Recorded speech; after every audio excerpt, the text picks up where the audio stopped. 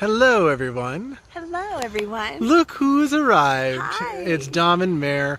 I'm doing my Mindful Relationship Bootcamp. Today is day number 9. Today is about keeping it above the belt. And what I mean about that when I speak about keeping above the belt is that if you are going to share your emotions, which turn into an argument, which may be a fight, fight fairly. A lot of times when we're triggered by something our partner does or says, or someone else that's not even in the room. We could be triggered by something that we heard on a news story. We get triggered by a family member that we spoke to. Please try to keep it above the belt, because you may not have control over the emotions that come up, but you do have control of your behavior. And sometimes seeing red or saying, I just see red, is not an acceptable excuse to rely upon. Me? No! So let me give you some examples of what I mean about when you go below the belt. Bringing up past hurts, something from a year ago, 2 years ago, 3 years ago, not cool. Bringing up past experiences with family or various things having to do with other your partner's family or anything of that manner can be considered below the belt, because what we're concerned about is what's happening right now and what behavior are you hoping to correct and what do you want instead. Because by going below the belt, what you're doing is you're trying to inflict more pain instead of trying to find peace. So here's a few things you can do to focus on keeping above the belt. Number 1, take a deep breath. When you see red, the first thing you need to do is to add some oxygen to it.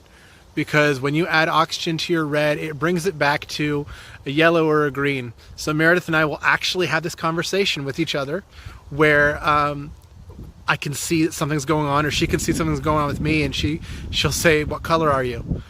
And I'll say, red. And she goes, okay. And I'll say, what color are you? She says, yellow. And I say, okay. So we can actually proceed, but we know when the other person is in a red state, that it's not worth pushing forward, that it's important to take a break and take a deep breath. And you can take a break and come back to the conversation. You don't have to leave it altogether, but you can say, can we take a break? I'm in a red state. I need to come back down to yellow or green. So this has really helped me, is that when I see red, which does happen and has happened many times. No. I go in my room and I take a time out and I have to sit there and just think about everything. I don't send her there, by the way. She goes there on her own. I never say go to your room. But I allow myself to have that time where I am angry and I don't judge it. I just am. And then I just have to reset. Usually takes me about 10 minutes, but I'm okay. But I think it's really important to allow yourself to be angry. Go to your room or go somewhere you can reset and then try it again. Exactly. Thanks, honey. And then take a few deep breaths, recollect yourself, and again, like I've said before, remind yourself who you're talking to. And one of the things that we made an agreement with when we first got married is saying that, remember, I'm going to remember that the person I'm talking to is the person I love most. And right before you're going to say what you're going to say, remember that person is the person that I love most.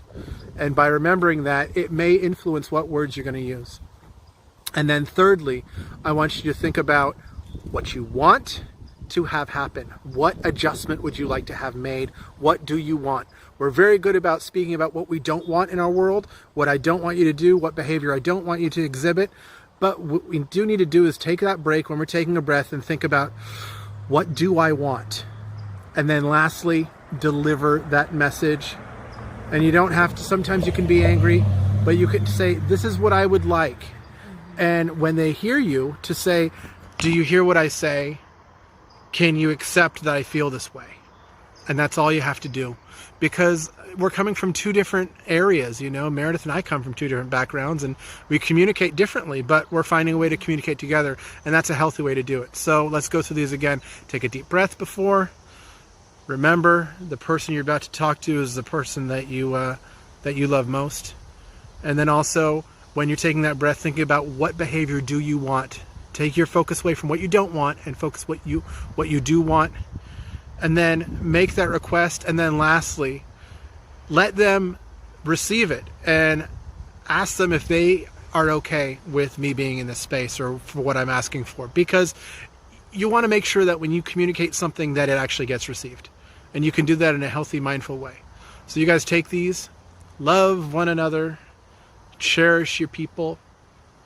I know I love this woman here, and it's important to make sure that we build bridges instead of burning them.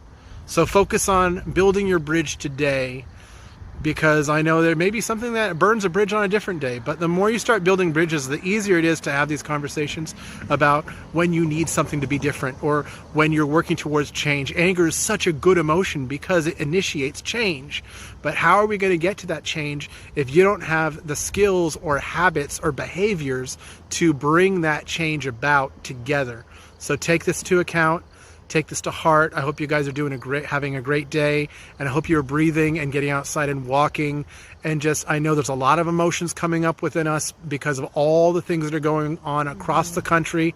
It's really important just to center in and focus on your walking, focus on your breathing, focus on what you're eating, because that is what's going to help influence how we feel around all these other external influences. So take care of your own, take care of your people, start loving everyone regardless of what they look like, regardless of what they stand for. Send some compassion and love to them, because that's the only thing you can do right now. And I'll talk to you again soon. You guys have a great day. Bye.